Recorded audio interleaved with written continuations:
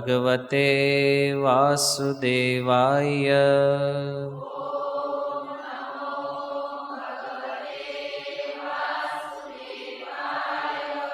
ઓમ નમો ભગવતે વાસુદેવાય.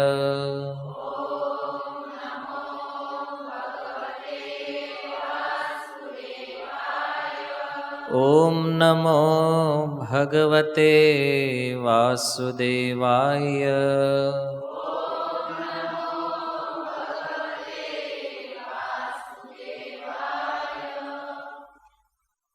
હરે કૃષ્ણ.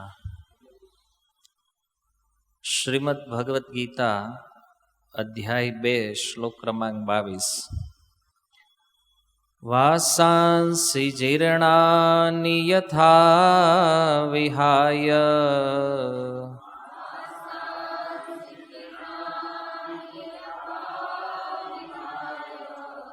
નવાનિ ગૃહણાતિ નરોપરાણી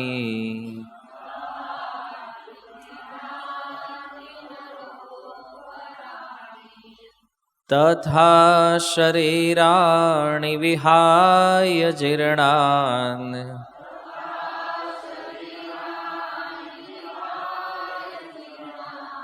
અન્યાનિ સંયાતિ નવાનિ દેહી.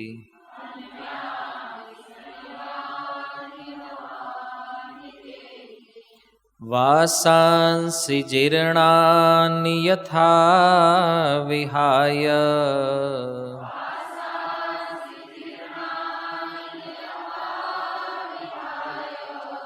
નવાનિ ગૃહણાતિ નરોપરાણી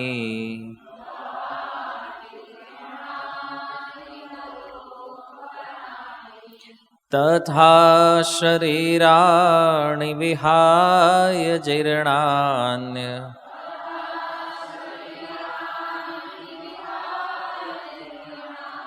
અન્યાનિ સંયાતિ નવાનિ દેહી.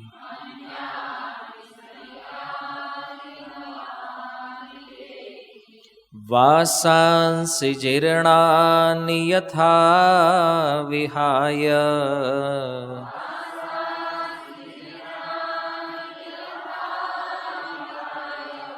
નવાનિ ગૃહણાતિ નરોપરાણી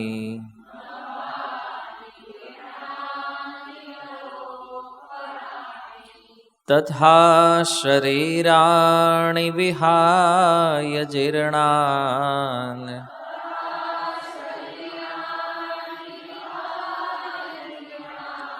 અન્યાનિ સંયાતિ નવાનિ દેહી.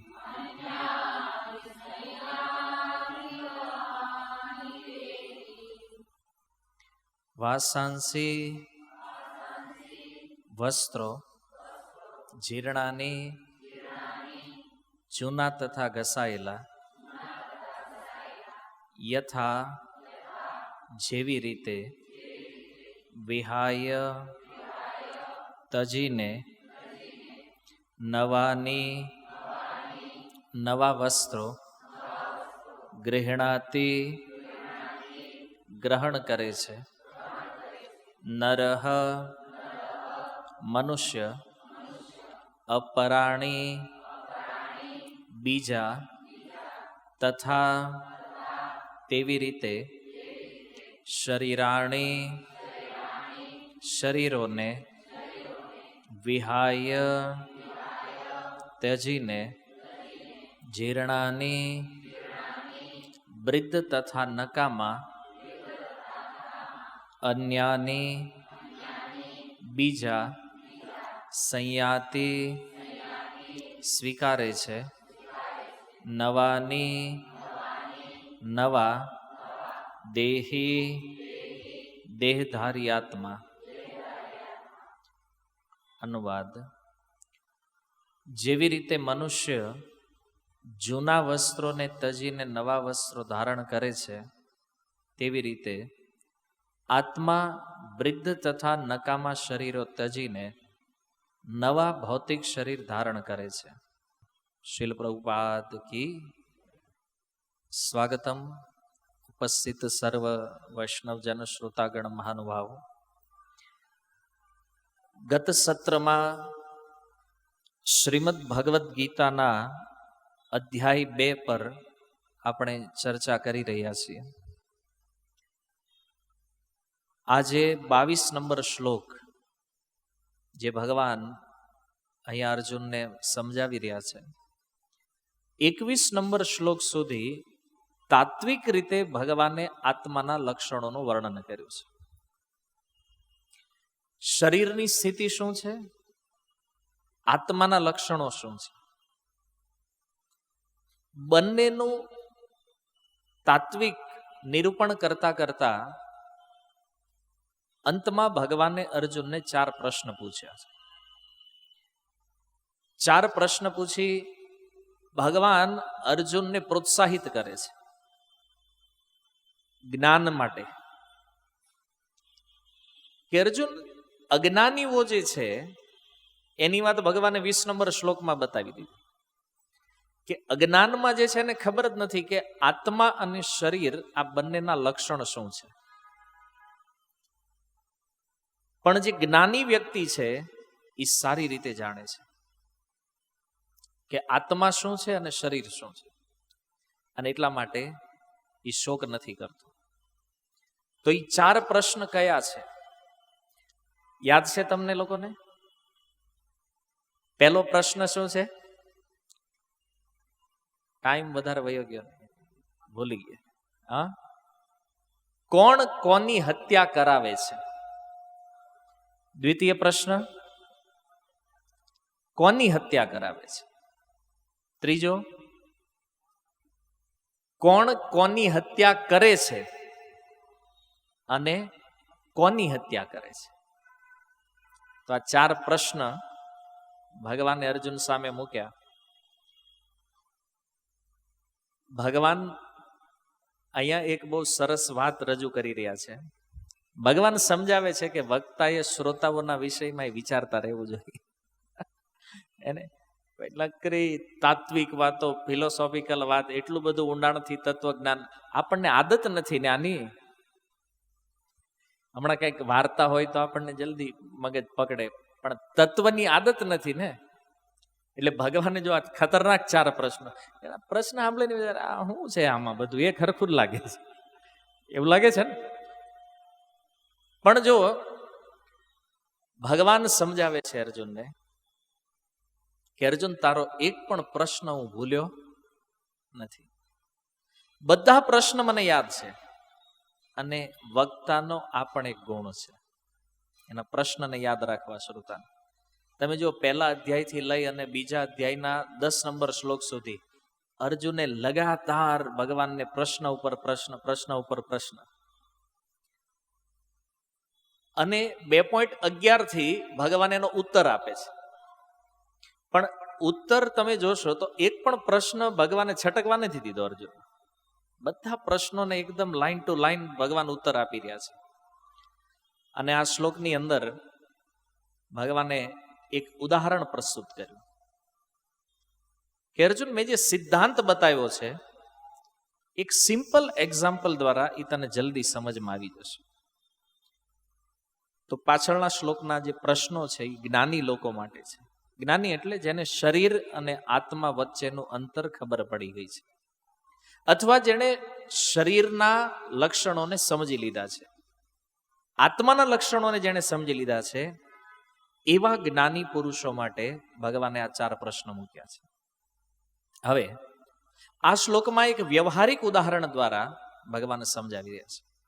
તો શ્રીમદ ભાગવતની અંદર વક્તાનો એક ગુણ બતાવવામાં આવ્યો છે.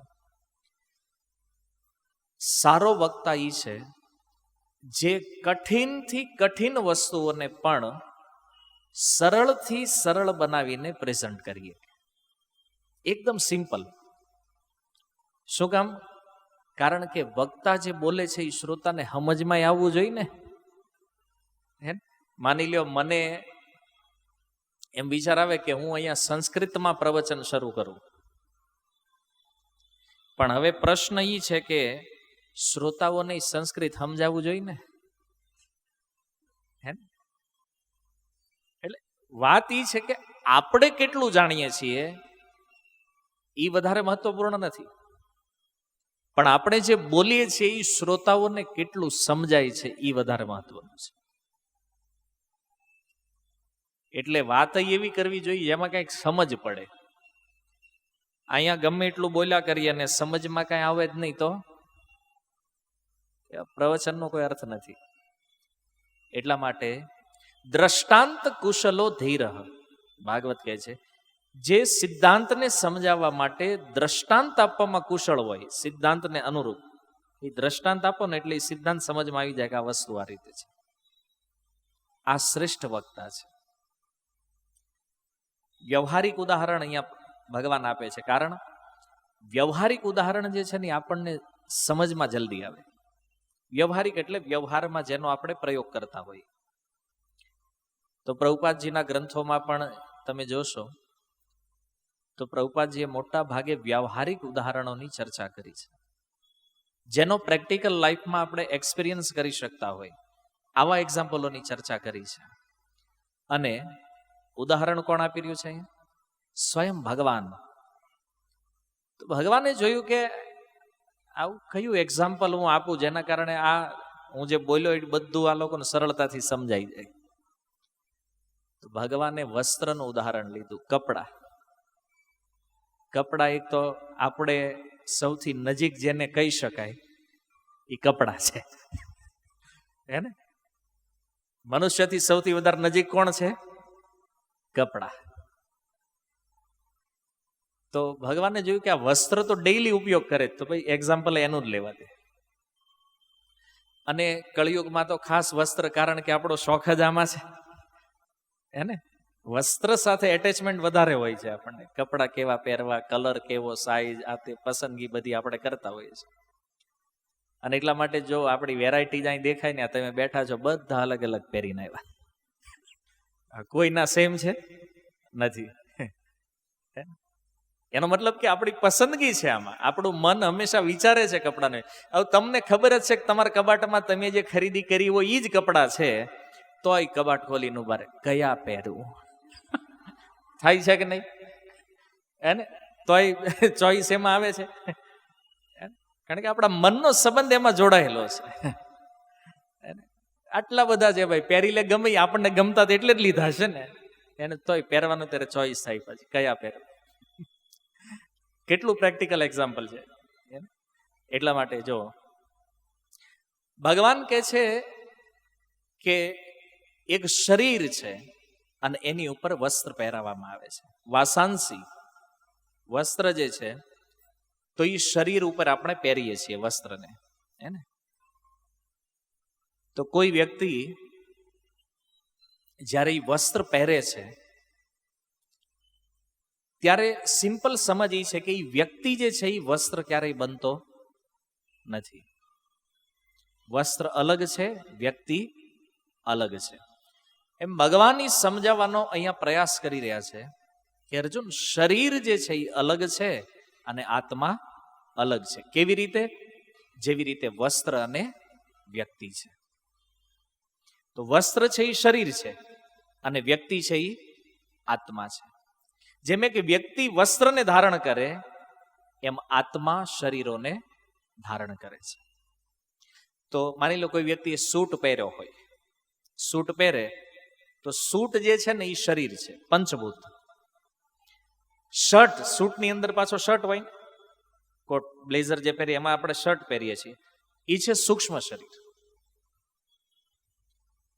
તો સૂટ છે પંચભૂત, પૃથ્વી, જલ, અગ્નિ, વાયુ, આકાશથી જે બન્યું છે એની અંદરનો શર્ટ જે છે એ સૂક્ષ્મ શરીર, માને મન, બુદ્ધિ અને અહંકાર. અને આ બંને વસ્તુ દોરાથી બનેલી છે. સૂટમાં દોરાનો પ્રયોગ થયો છે, શર્ટમાં પણ દોરાનો પ્રયોગ. તો એ બેયનું તત્વ એક જ છે, દોરો. એવી રીતે શરીર સ્થૂળ, સ્થૂળ એટલે આજે દેખાય છે, અને સૂક્ષ્મ એટલે જે નથી દેખાતું, આ બંનેનું તત્વ એક જ છે અને એ છે ભૌતિક, મટીરિયલ.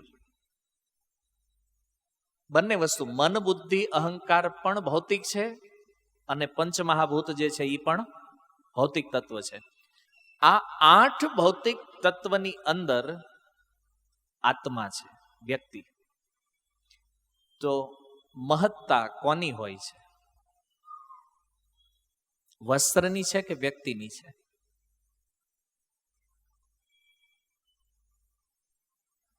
વ્યક્તિની છે. પાકું? એટલે પૂછવું પડે કે સમજમાં આવે છે ને, વ્યક્તિની જ મહત્તા હોય ને ભાઈ. તમારા ઘરે મહેમાન આવે સૂટ પહેરીને, તો એમ થોડું કે આવો આવો સૂટ ભાઈ તમે અહીં બેહો ઘડી. ભાઈ એને પૂછાય કે સૂટ ભાઈ તમે પાણી પીશો કે નહીં? એને સૂટ ભાઈ તમને કેવું લાગે છે અમારા ઘરે આ સોફા ઉપર બેઠા તમે? એને સૂટને પૂછા કરો, પણ જેને પહેર્યો છે એને ન પૂછો તો? વસ્ત્ર જેને પહેર્યું છે એને તમે કઈ ઇમ્પોર્ટન્સ ન આપો તો મહત્વ છે કોઈ?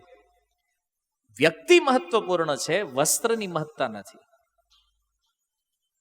માની લ્યો દુકાન તમે કપડાની જોઈ જ હશે, આમ તો રસ્તા ઉપર તમે નીકળો કપડાની દુકાન દેખાય તો ઓલા પૂતળાને કપડા પહેરાય હોય છે, ખબર? હવે માની લો કે પૂતળા ઉપર પોલીસનો ડ્રેસ પહેરાવી દે તો એને કોઈ સેલ્યુટ કરશે? કેમ? વ્યક્તિની મહત્તા છે ને. આપણને ખબર છે આ પૂતળું છે, ડ્રેસ ભલે પોલીસનો પહેર્યો પણ આ પોલીસ છે. તો પોલીસના ડ્રેસની કિંમત ત્યારે થાય જ્યારે કોઈ જીવિત વ્યક્તિ એને પહેરે. તમે સ્ટેચ્યુને પહેરાયું હોય તો એને કોઈ સેલ્યુટ નહીં કરે, એનાથી કોઈને ડર નહીં લાગે. તો મહત્વપૂર્ણ વ્યક્તિ છે, વસ્ત્ર નહીં. ભગવાન આ સમજાવે છે કે ભલે શરીરોના લક્ષણનું વર્ણન કર્યું, આત્માનું વર્ણન કર્યું, પણ એ બંનેમાં મહત્તા કોની છે? આત્માની છે. શરીર તો બાહ્ય વસ્તુ છે, શરીરો બદલાયા કરે છે. અને એટલા માટે ભગવાને આ ઉદાહરણ લીધું કે આમાં આત્મા જે એક શરીરમાંથી બીજા શરીરમાં જાય છે એની પ્રોસેસ પણ આ ઉદાહરણથી સમજમાં આવી જશે. અને મહત્વપૂર્ણ તત્વ બંનેમાંથી કયું છે એ પણ સમજમાં આવી જશે. તો આ શ્લોકની અંદર આપણે 6 મુદ્દાઓની ચર્ચા કરવાની છે. 6 પોઈન્ટ. કયા કયા? પહેલું, મૃત્યુ પહેલા નવું શરીર નક્કી થઈ જાય છે. આપણું મૃત્યુ થાય ને પહેલા જ નક્કી હોય કે આપણે કયા શરીરમાં નેક્સ્ટ જવાનું છે. સેકન્ડ પોઈન્ટ છે, વિકસિત જીવાત્માઓ પોતાના શરીરની પસંદગી પોતે કરે છે. મતલબ જે એડવાન્સ લેવલના જે જીવ છે એ પોતે નક્કી કરશે કે એને કયા શરીરમાં જવું છે, કયું શરીર લેવું છે. થર્ડ પોઈન્ટ છે, શરીર પરિવર્તન એક સામાન્ય ઘટના છે. એક શરીરમાંથી બીજા શરીરમાં આત્માનું જવું આ કોઈ વિચિત્ર વસ્તુ નથી, બહુ સિમ્પલ નોર્મલ પ્રોસેસ છે. ચોથું છે શરીરની સારવાર. શરીર બીમાર પડે એને આપણે હોસ્પિટલાઇઝ કરીએ છીએ તો એની જે સારવાર થઈ રહી છે એ સારવાર વસ્ત્રમાં ટાંકા લેવાની સમાન છે. પાંચમું છે શરીર પરિવર્તનમાં દુઃખની અનુભૂતિ. શરીર જ્યારે ચેન્જ થાય ત્યારે કેટલું દુઃખ લાગે છે, કોને લાગે છે, કોને નથી લાગતું. અને છઠ્ઠું, પશુ પક્ષીઓના શરીર જે છે, અર્થાત મનુષ્ય સિવાય જેટલા પણ શરીરો છે એ બેઢંગા વસ્ત્ર છે, મતલબ માપ સાઈઝ વગરના. તો આ 6 પોઈન્ટ આપણે આ શ્લોકમાં સમજવાના છે. એમાં સૌથી પહેલો પોઈન્ટ છે, મૃત્યુ પહેલા નવું શરીર નક્કી થઈ જાય છે. તો આપણે સિમ્પલ એક્ઝામ્પલ આપણાથી શરૂ કરીએ. તમે કોઈ વસ્ત્ર પહેરો છો, રેગ્યુલર પહેરો છો દરરોજ. એ વસ્ત્ર તમારે કાઢવું છે. હવે તમને ગમતું નથી અથવા ફાટી ગયું છે, કોઈ પણ એ વસ્ત્રનો તમારે ત્યાગ કરવાનો છે. તમારી પાસે અંદાજિત સમય છે કે ભાઈ હવે 20 દિવસ પછી આને પહેરવાનું બંધ કરવાનું છે. બરાબર? તો આપણે વસ્ત્રનો ત્યાગ કેવી રીતે કરીએ છીએ? પહેલા નવા કપડાની વ્યવસ્થા કરી લઈએ, પછી જૂના ત્યાગ કરીએ છીએ ને. કે પહેલા જૂના ત્યાગ કરીને પછી લેવા નીકળીએ છીએ. શું કરીએ? પહેલા આપણે નવા વસ્ત્ર તૈયાર કરાવી લઈએ છીએ, ભલે સીવડાવવાના હોય કે રેડીમેડ લેવાના હોય, જે હોય વ્યવસ્થા પહેલા નવાની થાય પછી જ જૂના કપડાને આપણે રજા. આવું જ કરો છો ને બધા? પાકું? હા, તો વાંધો નહીં. ક્રમ છે કે જૂના વસ્ત્ર ત્યાગ કરતા પહેલા નવા વસ્ત્રની પૂર્ણ તૈયારી થઈ જાય છે, અથવા એની પૂર્વ કલ્પના હોય મનમાં. ઘણી વાર કે અમે સીવડાવતા નથી, અમે તૈયાર લઈ લઈએ છીએ રેડીમેડ. વાંધો નહીં, ભલે રેડીમેડ, પણ મનમાં તો હોય ને જીન્સ લેવું છે, ટી શર્ટ લેવું છે, તૈયારી પૂરી હોય છે પહેલા. તો દરજીના માધ્યમથી આપણે વસ્ત્ર તૈયાર કરાવીએ છીએ, ભલે રેડીમેડ હોય, પણ સીવાવાળો કોઈક તો દરજી છે ને એનો. તો જીવનું ઉદાહરણ એક બાળક સાથે અહીંયા આપણે સમજીએ કે એક બાળકને કોઈ વસ્ત્ર લેવું હોય તો એ કેવી રીતે લેશે? એનો નાનો છોકરો હોય, એને નક્કી કર્યું કે મારે કપડાં લેવા છે, તો એના પિતા પાસે જશે કે ભાઈ પિતાજી તમે મને વસ્ત્ર અપાવો. પિતા જે છે ને એ ભગવાન છે અને બાળક જે છે એ જીવ છે. તો પિતાજી એ બાળકને લઈને કપડાની દુકાને ગયા. હવે એને કપડું લેવું છે એટલે સૌથી પહેલા માપ લેવું પડે. માપ કોણ લેશે? પ્રકૃતિ. પ્રકૃતિ જે છે ને, સોરી, કર્મ જે છે એ માપ છે, પ્રકૃતિ જે છે ને એ દરજી છે. ભગવાન જીવને લઈ અને પ્રકૃતિને આપે છે, આના માપનું શરીર બનાવો, એટલે પ્રકૃતિ માપ લેશે. દરજી, પ્રકૃતિની ઉપમા દરજી સાથે આપી છે. તો દરજી માપ છે કર્મ, એટલે પ્રકૃતિ જોશે કે આનું કર્મ કેવું છે, અને કર્મ અનુસાર એનું શરીર તૈયાર થશે. તો ભગવાન પૂછશે તમારી પાસે વેરાયટી કેટલી? 84 લાખ છે. અને આને જે માપ આવશે પહેરાવી દેવું. સમજમાં આવ્યું? તો જો બાળકને ખબર નથી મારા માટે કયું વસ્ત્ર યોગ્ય છે, અચ્છા છોકરાઓને ખબર પડે કલર કયો પહેરાય કે કઈ વસ્તુ સારું કપડું કહેવાય, કયું વીક કપડું કહેવાય, એને ખબર નથી. પિતા ચોઈસ કરે છે, કારણ કે પિતાને ખબર છે આના માટે કઈ વસ્તુ સારી છે. એને તો પરમાત્મા આપણા કર્મને જાણે છે, આપણી ઈચ્છાને જાણે છે, અને આપણા કર્મ અને ઈચ્છાને જાણી અને ભગવાન પ્રકૃતિને આદેશ આપે છે કે આની ઈચ્છા અને એના કર્મ એ પ્રમાણે એક શરીર તૈયાર કરીને આને આપો. પ્રકૃતિ પાસે લઈ જાય, અને પ્રકૃતિ ભગવાનના નિયંત્રણમાં છે. દરજી જે છે ને એ આપણા બાપાના નિયંત્રણમાં હોય. કેમ? સિલાઈ દેવાની છે. બાળક થોડી ને સિલાઈ દેવાનો છે, એની પાસે પૈસા છે કપડાના કે સિલાઈના? કાંઈ નથી. એ ખાલી માપ આપી શકે, બાકી બધું પિતા આપે. સેમ પ્રકૃતિમાં એ જ વ્યવસ્થા છે. આપણે ખાલી કર્મરૂપી માપ આપવાનું હોય છે, બાકી પ્રકૃતિને ભગવાન મળીને આપણી હાટું કપડા તૈયાર કરી દે. સમજાયું? સેમ થિંગ નેક્સ્ટ જીવનમાં જે શરીર મળવાનું છે એ કોણ તૈયાર કરે છે? ભગવાન અને પ્રકૃતિ. ભલે હર વખતે ભગવાન હારે ન આવે, પરમાત્મા રૂપે તો સાથે છે, પણ પ્રકૃતિ ભગવાનની નિયંત્રણમાં છે, અને એટલા માટે ભગવાનની ઈચ્છા અનુસાર જ પ્રકૃતિ જીવોને શરીર પ્રદાન કરે છે. તો શરીર અનુસાર દરજી માપ લઈ લે, આપણા કર્મ અનુસાર પ્રકૃતિ આપણને કપડા અર્થાત શરીરો આપી દે છે. તો આ મનુષ્ય શરીર આપણને એટલા માટે પ્રાપ્ત થયું છે. અત્યારે આપણી પાસે જે વસ્ત્ર છે, તો બુદ્ધિમાન વ્યક્તિ છે કે એનીથી બેટર વસ્ત્ર લેવાની ટ્રાય કરે. તમે દુકાને જાઓ તો એનું ઈ કપડું, એનો ઈ કલર લ્યો છો કે ડિફરન્ટ લેવાની ટ્રાય કરો છો? તમને એમ ખરું કે એક બ્લેક શર્ટ છે પાછો બ્લેક લેશો? ના, તો કે કંઈક ડિફરન્ટ કલર લ્યો. માનો યલો છે તો કે ના યલો નહીં, આપણી પાસે છે ને બ્લુ લ્યો. હે ને? તો બુદ્ધિમાન વ્યક્તિ છે કે અત્યારે જે છે એની કરતા બેટર ચોઈસ કરે. અજ્ઞાની અને અજ્ઞાની ઈ છે જે ગલત ચોઈસ કરશે, જે છે એના કરતા વીક વસ્તુ પસંદ કરે છે. તો અહીંયા પહેલો જે પોઈન્ટ છે કે મૃત્યુ પહેલા શરીર નક્કી થઈ જાય. એટલે કે આપણે જ્યારે વૃદ્ધ થઈએ અથવા મૃત્યુથી નિકટ જઈએ તો આપણા કર્મ અને ઈચ્છા અનુસાર પ્રકૃતિ પહેલેથી જ એક દેહ તૈયાર રાખે છે કે આ મનુષ્ય શરીરમાંથી નીકળ્યો એટલે આને હવે હાથીના શરીરમાં નાખવાનો છે. તો કે વેરાયટી રેડી છે, આવી જાઓ. એટલે આત્મા એક શરીરમાંથી નીકળી બીજા શરીરમાં પ્રવેશ થશે, પણ એ શરીર કયું છે? હાથીનું. કારણ કે કર્મ અને ઈચ્છા અનુસાર માપ રેડી થઈ ગયું છે, કારણ જવાનું જ ક્યાં? હાથીના શરીરમાં. અથવા કોઈ વનસ્પતિના શરીરમાં, કોઈ જળચરના શરીરમાં. બની શકે કર્મનું માપ એ પ્રમાણે હોય તો પાછો મનુષ્ય શરીરમાં પણ જાય. તો આ રીતે આપણા મૃત્યુ પૂર્વ આપણે ક્યાં જવાનું છે ને એ પહેલા નક્કી થાય, પછી આ શરીર છૂટે. અને આ આખો આધાર જે છે એ કર્મ ઉપર ચાલે છે. બીજો પોઈન્ટ કે બધા જ જીવાત્માઓ જે છે, શું બધાને આ રીતે પ્રકૃતિ શરીરો આપશે?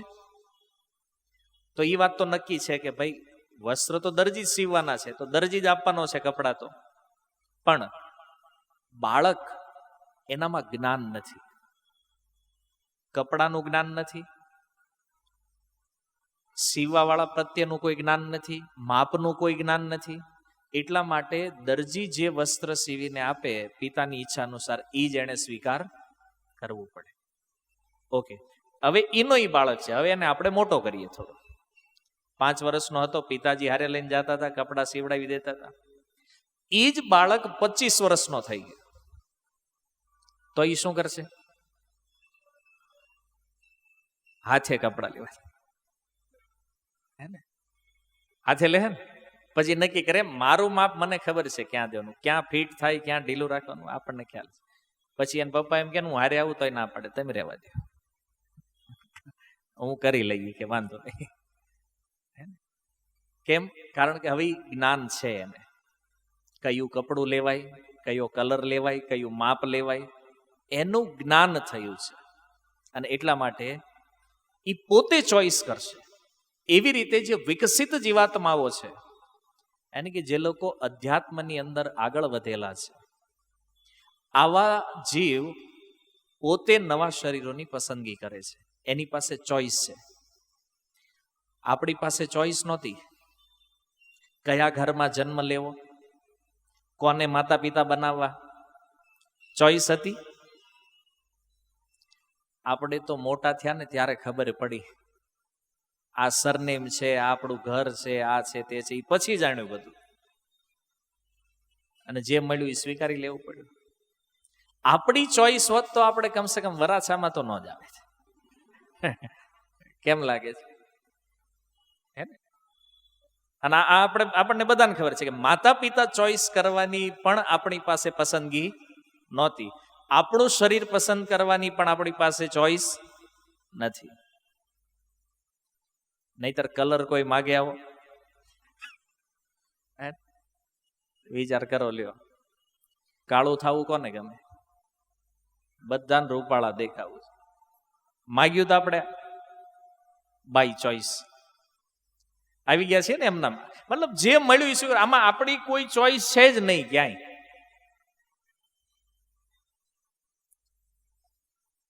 પરિવાર, સમાજ, સ્થાન, કોઈ જગ્યાએ આપણી ચોઈસ નથી. જે પ્રકૃતિ આપ્યું એ આપણે લઈ લીધું છે.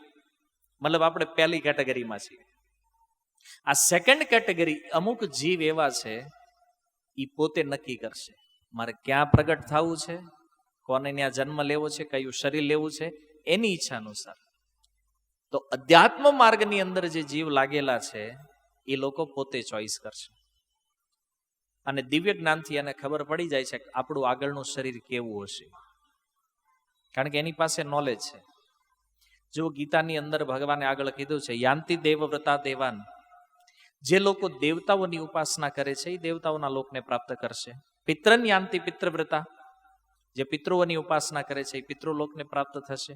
ભૂતાની યાંતિ ભૂતેજ્યા, ભૂતની ઉપાસના કરવા વાળા ભૂતના લોકને પ્રાપ્ત થશે. અને મધ્યાજીનો અપી મામ યાંતિ, જે લોકો મારી ઉપાસના કરે છે એ મને પ્રાપ્ત કરશે, ભગવાન કહે છે. તો વિકસિત જીવાત્માઓ અર્થાત જ્ઞાની, એ લોકો જાણે છે કે આજે જે શરીર અમારી પાસે છે, આની કરતા સારું શરીર જો લેવું હોય, બેટર શરીર પ્રાપ્ત કરવું હોય, બેટર સ્થાન પ્રાપ્ત કરવું હોય, તો આપણે ભજન કરવું પડે. કયું ભજન, કેવું ભજન, જેના કારણે એની ચોઈસ બદલાશે અને એ પોતે નક્કી કરશે અને ક્યાં જવું છે. સીધી વસ્તુ, જે બુદ્ધિમાન વ્યક્તિ છે એ ફરીથી ક્યારેય જન્મ લેવા ચાહતો નથી. એટલે ભગવાને કીધું કે જે મને પ્રાપ્ત કરવા ચાહે છે તો એ મને પામશે. યાની કે ભગવાનની પ્રાપ્તિ થઈ ગઈ પછી કોઈ ટેન્શન નથી. જે બુદ્ધિમાન વ્યક્તિ છે ને એને ખબર હોય ક્યાં જવાનું છે. અને એટલા માટે ભગવાને જે આગળ વાત કરી, ધૈર્યસ્તત્ર ન મોહયતિ, જે વાસ્તવમાં ધૈર્યવાન વ્યક્તિ છે એ શરીરોના પરિવર્તનથી ક્યારેય મૂંઝાતો નથી. એક સંકેત ભગવાને પહેલા આપી દીધો 13 નંબર શ્લોકમાં. એ ધીર વ્યક્તિ શું કામ નથી મૂંઝાતો? એનું કારણ શું છે? કારણ કે એ જાણે છે, એની પાસે ચોઈસ. આજે તમે કોઈ વ્યક્તિને પૂછો મૃત્યુ પછી ક્યાં જવાનું, કોને ખબર? તમે આવો પ્રશ્ન કર્યો છે કોઈને પૂછજો મૃત્યુ પછી જવાનું જ ક્યાં, કોને ખબર કે ક્યાં જાય છે બધા? એટલે કોણે જોયું છે કે કાંઈ ખબર નથી બધું શું થાય છે. અને રિયાલિટી છે કોઈને ખબર નથી. કેમ? અજ્ઞાન અવસ્થામાં છે. પણ જે અધ્યાત્મવાદીઓ છે એને જઈને પૂછો ક્યાં જવાનું છે, ભાગવત ધામ. કેમ? બોલે આ માથાકૂટમાં આવું જ નથી પાછું ભાઈ. હવે વિચાર કરો, જેને ખબર જ નથી જવાનું છે ક્યાં, ઈ ચોઈસ કરી કે ખરો? નથી ખબર. પણ જે અધ્યાત્મવાદીઓ છે, જે મહાજનો છે, ભજન કરીને જે લોકો આગળ વધ્યા છે, એને આ બધી જ જાણકારી છે. ક્યાં જવાનું છે, ત્યાં કેવી રીતે પહોંચાય, આખી પ્રોસેસ ખબર છે એને. અને એટલા માટે એ લોકો ક્યારેય પરિવર્તનોમાં મૂંઝાતા નથી. કે આ બધું ચેન્જીસ થયા કરે, વાંધો નહીં. શરીર આત્માના વિષયમાં એને પરફેક્ટ નોલેજ છે, એટલે એના માટે કોઈ ટેન્શન નથી. એટલે એની ચોઈસ છે પોતાની ક્યાં જવું છે. ઓકે. ત્રીજો પોઈન્ટ છે દેહ પરિવર્તન. એક સામાન્ય ઘટના છે, આ એક કોમન પ્રોસેસ છે. કેવી રીતે? તો જે વિકસિત જીવાત્માઓ અર્થાત ભગવાનના જે શુદ્ધ ભક્તો છે, આ લોકો ક્યારેય મૃત્યુથી ડરતા નથી. ભક્તને ક્યારેય મૃત્યુ ડરાવી ન શકે. કેમ? મૃત્યુ એના માટે મંગલકારી છે, ઉત્સવ છે. અને એ વસ્ત્રને છોડવા માંગે છે. વાંધો ને, એવા જૂનું થઈ ગયું છે, કઈ કામનું નથી, ફાટી ગયું છે, આને છોડી દો. કેમ? કારણ કે હવે જ્યાં આપણને મળવાનું છે, જ્યાં આપણે જવાનું છે, કોઈ જ કમી નથી ત્યાં. તો ભક્તો માટે મૃત્યુ આનંદ છે, અને જે ભક્ત નથી ને એના માટે સૌથી મોટું દુઃખ મૃત્યુ છે. જે ભજન નથી કરતા એને તમે મૃત્યુની વાત કરો ને, એ વાત રહેવા જો ભાઈ, બીજી વાત કરવી. વાતથી એટલા બી જાય, હાલે આપણે એક દી વયું જવાનું. વિચારવાય નથી માંગતા. શું કામ? કારણ કે ખબર છે કે જ્યાં જવાના છે ત્યાં બહુ મોટો ખતરો છે આપણા માટે. અને ભક્તને ખબર છે કે જ્યાં જવાના છે ત્યાં સારું છે. એટલે ભક્ત ક્યારેય મૃત્યુથી દુઃખી નથી હોતો, કારણ કે એને આખું તત્વજ્ઞાન ખબર છે. જન્મનું, મૃત્યુનું, મૃત્યુ પછીનું, એ બધું જ જાણે છે.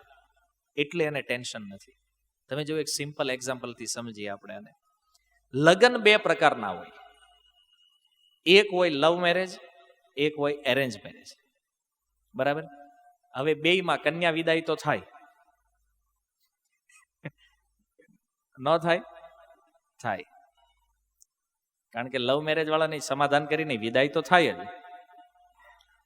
તો વિદાય બેયની થાય. તમે જોઈ હશે બેયની વિદાય. રડે કોણ વધારે? રડવું કોને આવે? કે અનુભવ નથી આનો?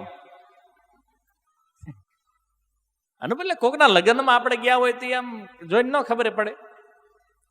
એરેન્જ મેરેજ હોય ને ત્યાં રડવાનું વધારે હોય, એને બહુ રોવું આવે. અને લવ મેરેજ હોય ને એને એ રોવાનો એમના પ્રસન્ન હોય. કારણ શું છે બેયનું ખબર છે? લવ મેરેજ છે ને એને 100 વાર આંટો માર્યો હોય હારે, એટલે એને લગ્ન પછી જવાનું એને કઈ નવું ન, એને ખબર જ હોય કે આ બધું આપણું જોયેલું જાણીતું છે. એટલે એને કોઈ દુઃખ જ ન હોય. અહીંથી ત્યાં જવાનું. એરેન્જ મેરેજ જે છે એને ફર્સ્ટ ટાઈમ ત્યાં જવાનું છે અને એ વિચારીને રડવું આવે કે હારું હાવ નવો પરિવાર, હાવ નવા માણસો, હે ને, હાવ નવું એડજસ્ટમેન્ટ. એટલે એરેન્જ મેરેજમાં રડવું આવે. તો જે ભક્ત છે ને એ લવ મેરેજ વાળા છે. લવ મેરેજ વાળી છોકરીઓ રોવે નહીં ને, રોતી હોય તો ખોટું ખોટું રોતી હોય. ખાલી એમ દેખાડ વાટું ભાઈ આ થોડુંક રોઈ લઈ નકર ભળી લોકો એમ કે આ રોતી નથી. કારણ કે એને પહેલે જ ખબર છે ક્યાં જવાનું છે. તો ભક્તો જે છે એ લવ મેરેજ, કેમ? ભગવાન સાથે પ્રેમ થઈ ગયો છે અને એટલે એને ખબર છે કે એ જે ભગવાનનું ધામ છે ને કેવું છે, ન સૂર્યો ન શશાંકો ન પાવક યદ ગત્વા ન નિવર્તન્તે તદ્ધામ પરમમ મમ. ભગવાન કહે છે અર્જુન, જ્યાં કોઈ સૂર્યની જરૂર નથી, કોઈ ચંદ્રની જરૂર નથી, જે સ્વયં પ્રકાશિત છે, એને જ્યાંના એક એક પથ્થર ચિંતામણી છે, એક એક વૃક્ષ કલ્પ વૃક્ષ છે, એને ચિંતામણી પ્રકર સદ્મ સુકલ્પ વૃક્ષ, અને હજારો હજારો લક્ષ્મીઓ જે આંટા મારે છે, એવું ગોલોક વૃંદાવન ભગવાનનું ધામ. અને આવું ન્યા જેને જવાનું હોય એ રોવે. શું કામ રોવે ભાઈ? તમે રોવો અહીંયા, હે ને? રડવાના તો ઈ છે ને જેને અહીંયા, કારણ કે જેને ખબર જ નથી કે મારે જવાનું જ ક્યાં, એને વધારે દુઃખ. જે ભક્ત નથી એને ખબર જ નથી કે મને ક્યાં લઈ જાય. આજે તો મનુષ્ય છું, કાલ પશુના શરીરમાં જઈશ, વૃક્ષના શરીરમાં જઈશ, જીવજંતુઓના, ક્યાં મારું જવાનું થશે? એટલા માટે એને રડવું. દુઃખ અભક્તોને એટલે લાગે છે કારણ કે ગંતવ્ય જાણતા નથી, અને ભક્તને ખબર છે ક્યાં જવાનું છે, એ સ્થાન કેવું છે. હવે તમે વિચાર કરો, આ જ ઘટનાને સિમ્પલ ભાષામાં આપણે જોઈએ. આપણે સુરતમાં છીએ, બે આપણને ઓપ્શન મળે, અહીંથી અમેરિકા જવાનું અને અહીંથી દેહમાં પાછા રૂમ લઈને. રોવું કોને આવશે? ગામડા વાળાને. એ જ રડશે ને, કારણ કે અમેરિકા, તમે જ્યાં છો ત્યાંથી તમે બેટર જગ્યામાં જઈ રહ્યા છો, ભૌતિક દ્રષ્ટિમાં બેટર સ્થાન મળી રહ્યું છે, તો રડવું આવશે નહીં. કેમ? ખબર છે કે હા છૂટ્યા અહીંથી, સારી જગ્યા મળી. અને ઓલું અહીંથી પછી દેહમાં જવાનું, કારણ ઉનાળો આવ્યો ને તડકો ત્યાં વધારે લાગશે. મતલબ અહીંયા કરતા દુઃખ વધશે ને નીચેની શ્રેણીમાં જશું તો. બસ આ સમસ્યા છે. તો બહુ સિમ્પલ છે કે પરિવર્તન તો થયા કરે છે. તો આ ઉદાહરણથી ભગવાન સમજાવી રહ્યા છે કે મરવાનો ક્રમ જે છે ને એ સામાન્ય છે. આ સંસારમાં હજારો જીવ આવે છે, હજારો જીવ અહીંથી જાય છે, ક્રમ ચાલ્યા કરે છે કન્ટિન્યુ, અને લોકો રડ્યા કરે છે, ડરે છે. સામાન્ય વસ્તુ છે. તમે વિચાર કરો, આપણે જ્યારે આ સંસારમાં નહોતા પેલા કેટલા લોકો હતા આ જગતની અંદર. આજે આપણે છીએ, ઘણા લોકો છે, અમુક સમય પછી આપણે નહીં હોય, છતાં પણ અહીંયા મનુષ્યો તો રહેવાના છે.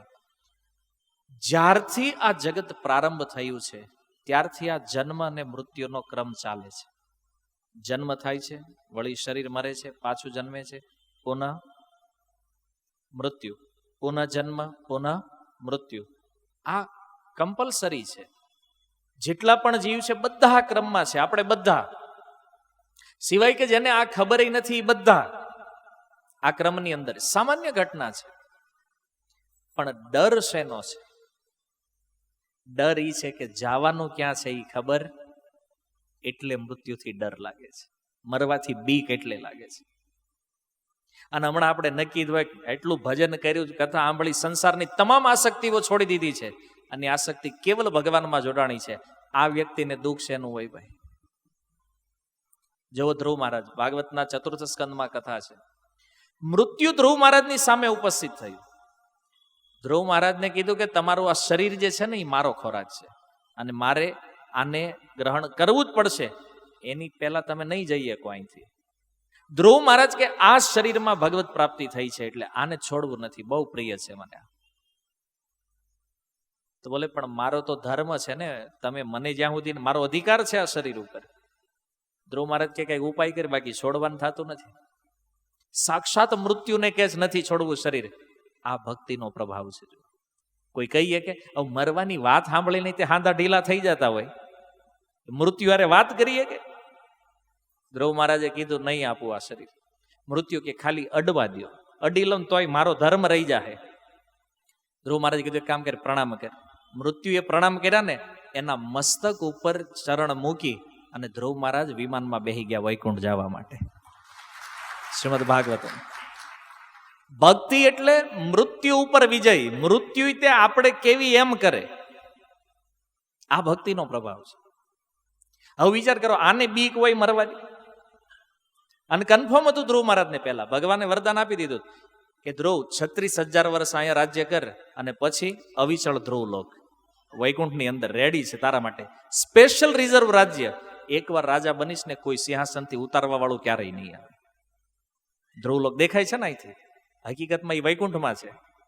પણ ભગવાને આ સંસારના પ્રમાણ માટે અહીંયા બતાવ્યું છે કે જો આપ્યું છે મેં મારા ભક્તને. આ ભક્તિનો પ્રભાવ છે. શું કામ ભજન ન કરવું જોઈએ ભાઈ? વિચારો. તોય અજ્ઞાન જવો, ભક્તિ નથી કરવી. આખા સંસારમાં માથાકૂટું કરી કરીને ટાઈમ પાસ કરવો છે, પણ ભજન કરવું, આટલો ફાયદો છે ભજન કરવા. મૃત્યુ ઉપર વિજય પ્રાપ્ત થઈ જશે. હવે આ જ્ઞાન જેની પાસે છે જ નહીં, તો એને તો તકલીફ થવાની કે નહીં? એને ડર લાગશે ને. તો ભક્ત માટે મૃત્યુ મંગલકારી છે અને અભક્ત માટે બહુ ભયાનક છે. એટલું ભયાનક છે, તમે જોયું હશે કે મૃત્યુ સમયે ખાટલામાં મળમૂત્ર છૂટી જાય. આ સંસારમાં લોકો 2-5 લાખ 2-5 કરોડ હાટું માથાકૂટ કરતા હોય. અરે ચિંતામણી પથ્થરોથી બન્યું છે ધામ ભગવાનનું. એક એક પથ્થર ચિંતામણી છે યાર. આ હું કેમ માથા ફોડો 2-5 કરોડમાં? ઓલો કે આ અમારો ભાઈ આમ લઈ ગયો ને ઓલો આમ લઈ જવા દો ને, ક્યાં લઈને જવાના છે?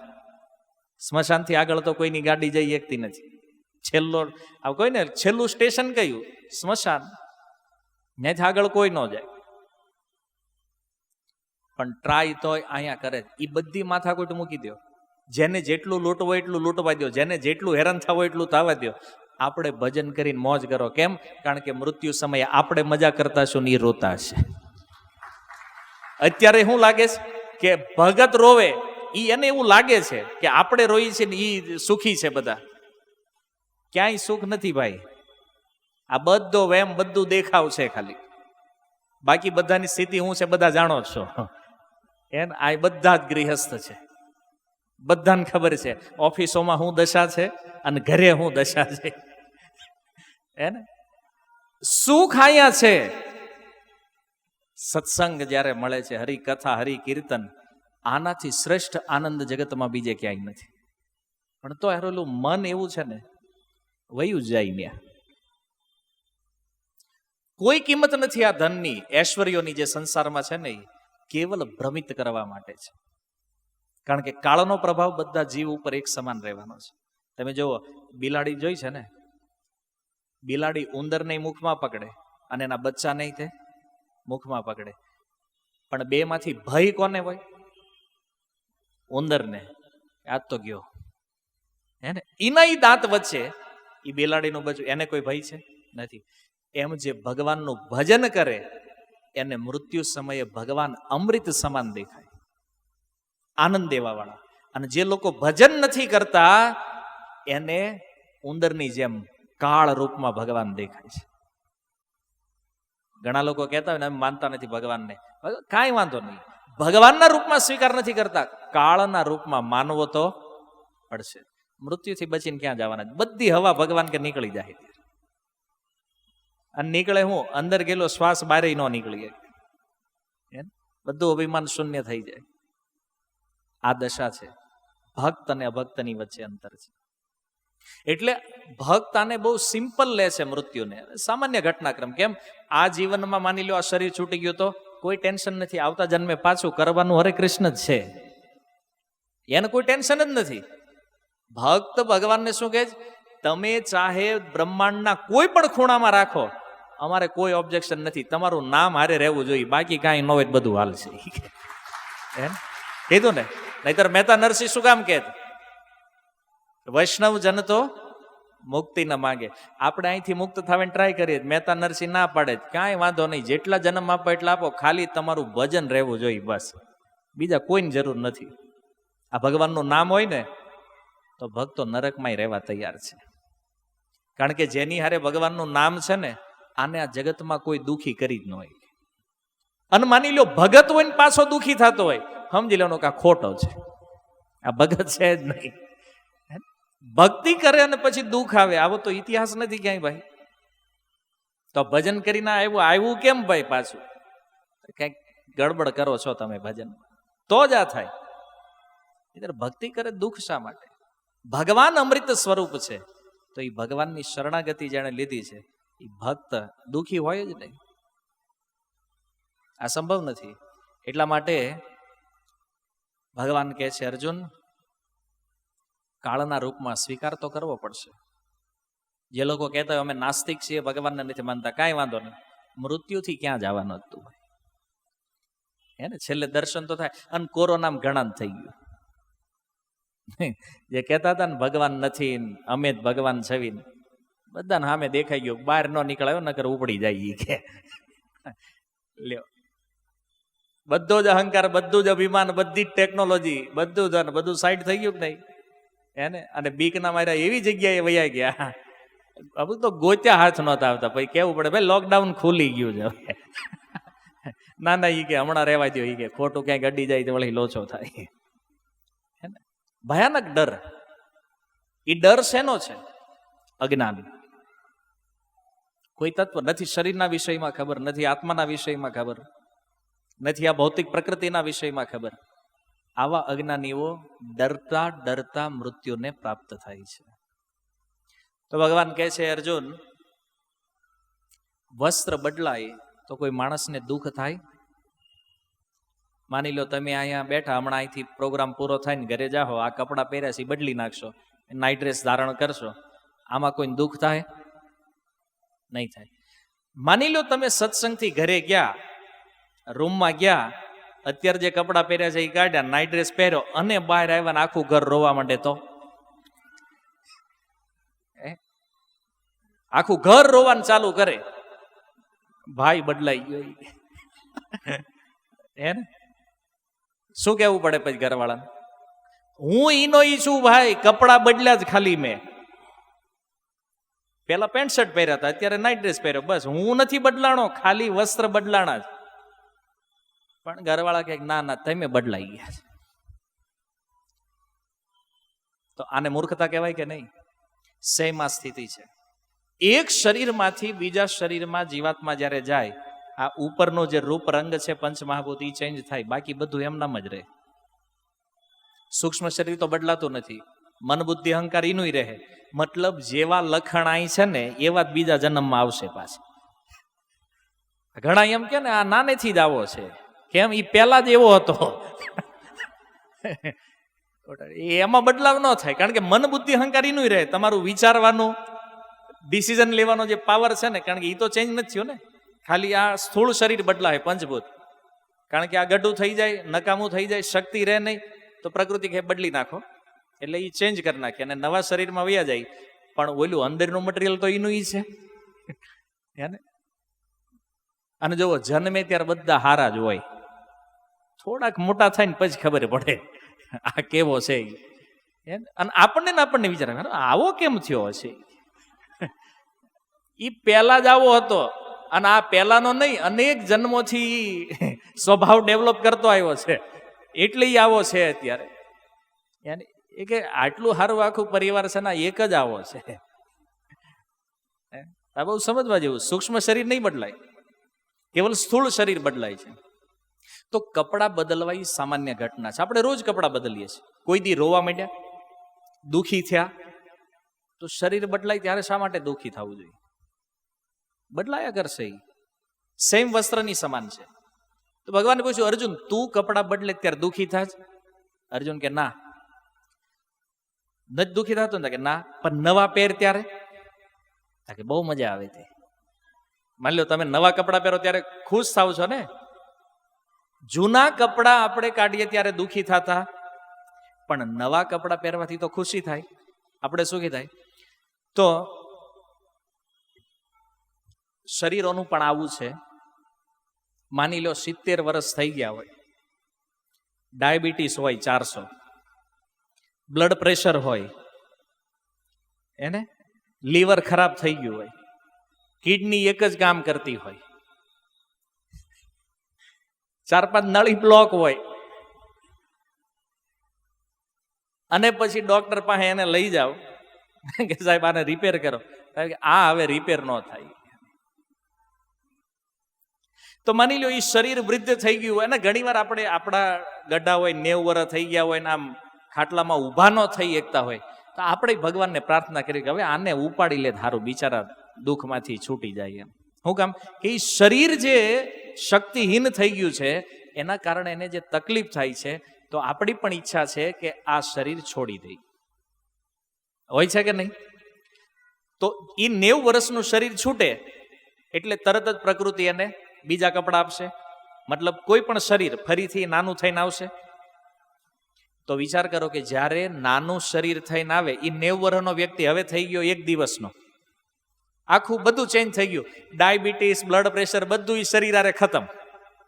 હવે પ્રકૃતિએ કીધું આલે આ નવું, હવે ધ્યાન રાખજે ખાવા પીવામાં પાછું. એટલે નવું શરીર આપ્યું, તો નવા શરીરમાં આત્મા ખુશ થાય કે ન થાય?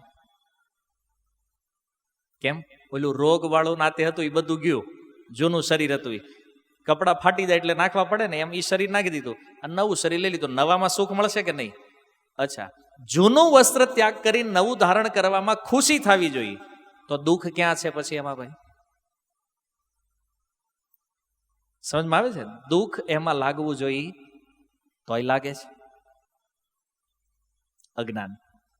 એટલા માટે ભગવાન કહે છે કે જો કપડાં પહેરવાનો શોખ જે છે ને એ વધારે ત્યારે હોય શરીર સુંદર હોય એને, અને સુંદરતા વધે એટલે કપડામાં એટેચમેન્ટ વધે. કપડા હારા પહેરવી એટલે મન એમાં ને એમાં રહે પાછું. જો ભક્તિમાં બહુ મોટી બાધા છે સુંદરતા. શું કામ? કારણ કે સુંદર હોય ને એટલે એમ થાય કે શરીરને હાચવા કરીએ. કપડું જેટલું સારું એટલી એની હાચવણ. એનું ઈ કપડું 6 મહિના થાય પછી એટલું હાચવી, પછી આમ કાઢીને ઘા કરે છે. અને એનું ઈ કપડું નવું સીવડાવીને લાવ્યા હોય ત્યારે કોઈ કે ઘા કર્યો હોય ને તો એનો ઘા કરી નાખીએ આપણે. હજી કાલ સીવડાવીને લાવ્યો 5000 નું છે, કે આમ ઘા કરાય? ન કરવા દઈએ. અને ઈ જૂનું થઈ જાય પછી ઘા કરીએ છીએ કે નહીં? આ વસ્તુ છે. એટલે વસ્ત્ર પણ ક્યારેય બાધા ન બને, એ પણ ધ્યાન રાખો. જો બ્રહ્માજી જે છે ને એ સૃષ્ટિના પ્રથમ જીવ છે, અને એની દ્રષ્ટિમાં આપણે તો સેકન્ડમાં કેટલા હજારો વસ્ત્ર બદલી નાખી. બ્રહ્માજીની 1 સેકન્ડમાં આપણે 1000 વાર કપડાં બદલી નાખતા હશું. પણ સમસ્યા ત્યાં ઊભી થાય છે કે એક વસ્ત્ર જે આપણે પહેર્યું છે આપણે એને છોડવા ચાહતા, મતલબ આ શરીર જે મળ્યું છે ને અત્યારે, હમણાં કોઈને પૂછવામાં આવે કે ભાઈ હાલો કોને કોને મરવું છે, હાથ ઉપર કરો, નામ લખાવો, કોઈ તૈયાર થાય? એટલે કોઈ વાંધો નહીં, તમે તાર મરી જાઓ તો નવું શરીર મળશે, એ ગેરંટી. તમને સ્ટેમ્પ પેપર ઉપર લખીને આપી તમને શરીર બીજું મળશે. તકલીફ વાળા છે કોઈ? બોલો, બદલવું છે વસ્ત્ર? હું જવાબ આપો? ભલે જૂનું થઈ જાય, ફાટી જાય, પણ તોય બદલવું નથી. એટલે વાંધો નહીં, કપડું જૂનું થઈ જાય ને આપણને ગમતું બહુ હોય, જૂનું થાય તોય પહેરતા હોય, અને થોડુંક ફાટે પછી આપણે શું કરીએ? ચોથો પોઈન્ટ આપણો એ છે કે દેહની સારવાર એ ટાંકા લેવાની સમાન છે. એ કપડું થોડુંક ફાટે ને પછી આપણે જઈએ દરજી પાસે પાછા. પેલા જ હાથે ઠીક કરવી, પણ એમ લાગે ને કે આ હાથે કરશું તો દેખા હે બહાર, હવે પછી દરજી પાસે જઈ રફું કરો, એને એવું રફું કરો દેખાવું ન જોઈએ આમાં કે ફાટી ગયું છે. પછી એકવાર તમે રફું કરાય આવો, પાછા જાઓ ફરીને 2 મહિના પછી, પાછું ફાટી ગયું, પાછું રફું કરાવો, વળી 2 મહિના પહેરો, ફરીને ફાટે, પછી આવતું નવું લઈ લે. હું કહે દરજી હવે નવું લઈ લે કે ને? એમ આ શરીર જ્યારે રોગથી ઘેરાય, મેં જે આગળ જે રોગ બતાવે એ બધું જ આવી જાય ક્યારે, પછી આપણે હોસ્પિટલ ડોક્ટર કે આની સ્થાયી સેવા કરો, આમાં કાંઈ ન થાય. કારણ કે 90 વર્ષ શરીરમાં કાંઈ હોય નહીં. ડોક્ટર આને હોય નાખવી ક્યાં, એ કે આમાં કંઈક જાવું જોઈએ. એટલે એ કહી દે ભાઈ આનું કાંઈ, આનું હોસ્પિટલમાં કાંઈ ન થાય, બિલ વધશે એને કરતાં ઘરે લઈ જાવ છે. આની સેવા કરો અને સેવા કરીને એને ખતમ કરો. આ જ સિસ્ટમ છે. તો વસ્ત્ર એટલું બધું જીર્ણ થઈ જાય ને ત્યારે દરજી કહી દે કે નવું લ્યો. એમાં શરીર જ્યારે કોઈ કામનું ન રહે, આની શક્તિ ખતમ થઈ જાય, આમાં રોગ પ્રવેશ કરી જાય, ત્યારે પ્રકૃતિ કહે છે જીવને કે હવે આ શરીર કામનું નથી, હવે નવું લઈ લો. એટલે પ્રકૃતિ આપણને નવું શરીર આપે છે. તો 5મો પોઈન્ટ, પહેલા આપણે એ સમજ્યા કે વસ્ત્ર બદલીએ તો કષ્ટ નથી થતું, પણ હવે પોઈન્ટ એ છે કે શરીર બદલે ને ત્યારે કષ્ટ થાય છે. શું કામ? આસક્તિ. વસ્ત્રમાં જ્યારે એટેચમેન્ટ થઈ જાય આપણને ત્યારે દુઃખ લાગે. એને માની લો નાનો બાળક, મોટા વ્યક્તિ હોય એને વાંધો ન, કેમ માનો 25 વર્ષનો વ્યક્તિ હોય એને ખબર પડે કે કપડું બહુ ફાટી ગયું છે, પહેરાય એમ નથી, તો એ જાતે જ ત્યાગ કરી દે. બાળક આવું ન કરે. માની લો બાળકનું કોઈ વસ્ત્ર એને બહુ ગમતું હોય, હું એક એક્ઝામ્પલ આપું છું લીલી ચડ્ડીનું. એમને માનો નાના છોકરા હોય ને એને તમે ટી શર્ટ ને ચડ્ડી લઈ દીધું હોય લીલા કલરનું બે, અને ઈ લીલી ચડ્ડી એને એટલી ગમતી હોય, ઈ તમે માતા પિતા એટલે તમને ખબર પડે કે આ ફાટી ગઈ, હવે આને પહેરાવાય એમ નથી, અને તમે ઈ ચડ્ડી નાખી દો અને જે ધમ પછાડા કરે ઈ પછી આપણને ખબર છે, રોવે ને આળોટવા માંડે ને ઠેકડા મારે ને ગમે ઈ કરે, પણ વળી પાછી કાળી ચડ્ડી નવી પહેરાવો ને તો પાછો દાંત કાઢે. હા કે હારું છે, આ તો ઓલા કરતા હારું છે. કરે છે કે નહીં બાળકો આવું? કેમ? ઈ લીલી ચડ્ડીમાં એનું એટેચમેન્ટ છે કે નહીં, આ તમે એને કહો પણ આ ફાટી ગઈ, ઈ ફાટવામાં સમજતો જ નથી, કે વસ્ત્ર ફાટી જવું એને ખબર જ નથી, અને એટલા માટે એનું એટેચમેન્ટ છે, એટલે ઈ જીદ કરે કે નહીં આ જ કપડું મારે પહેરવું છે, આ જ ચડ્ડી જોઈ છે. માતા ગમે એટલું સમજાવે પણ હું તને નવી આપું છું, ઈ 200 વાળી હતી, આ 1000 વાળી છે, એને 200 હારે 1000 હારે કાંઈ લેવા દેવા નહીં, લીલી ચડ્ડી જોઈ મારે. આ બાળકોની જીદ છે. એવી રીતે જે અજ્ઞાની જીવ છે શરીર છોડવા નથી માંગતા, કોઈ પણ સ્થિતિમાં એને શરીર છોડવું નથી. પછી પ્રકૃતિ રૂપી જે માતા છે એ શું કરે છે? નહીં, બદલવું તો પડશે જ, એટલે એ જબરજસ્તી બદલાવે છે પ્રકૃતિ. જેવી રીતે ઉંમર મોટી થઈ ગઈ હોય, વૃદ્ધાવસ્થા આવી ગઈ હોય, છતાં વ્યક્તિ મરવા ચાહતા, આમ ભલે 90 વર્ષ થઈ ગયા હોય ને ખાટલામાં પડ્યા પડ્યા કહેતા હે ભગવાન ઉઠાવી લે, એક ભૂકંપનો આંચકો આવે ને પેલા ખાટલામાં ઈ હેઠે ઉતરે. ભલે તમે 10મા માળે રહેતા હોય ને તો એ ખાટલામાં આપણને એમ થાય દાદા ઉપર રહી ગયા, ભલે ને હવે જવાનો ટાઈમ થાય ઈ વાહે ઉભા હોય પેલા. આવું થયેલું 2000ના ભૂકંપનો મારો એક્સપિરિયન્સ છે. હા, સત્ય ઘટના છે. જે એવું કહેતા હતા ને અમારી દોરી ખાઈ લો, એને ખબર પડી ને ધરતી કેમ થયો, ક્યારે ઈ દાદરા ઉતરી ગયા ને ખબર ન પડી. બોલો, નકર 4 જણા ઉભા કરે તો બાથરૂમમાં જતા. આ બધા લીલી ચડ્ડી વાળા એટેચમેન્ટ શરીરોમાં. દુઃખ લાગે એટલે તમે એને ઈ પરાયણે કપડું કટાવો, દુઃખી થાય કે નહીં? પણ એ અજ્ઞાન છે કે આ વસ્ત્ર મારું લઈ લીધું છે તો આના બદલે મને નવું વસ્ત્ર મળવાનું, પણ દુઃખ લાગવાનું એક કારણ છે. માની લો કે ઈ લીલી ચડ્ડીના બદલે એને 1000 વાળી કાળી ચડ્ડી મળે તો વાંધો નથી, પણ એ લીલી ચડ્ડીમાંથી જાય તો દુઃખી થાય કે નહીં? ક્યારું હતું ઈ વયું ગયું. એમ મનુષ્ય શરીરમાં હોય અને મૃત્યુના નિકટતમ સ્ટેજ ઉપર એને ખબર પડે કે હવે મારી બહુ દુર્ગતિ થવાની છે, ત્યારે એ શરીર છોડવા ચાહે ખરો?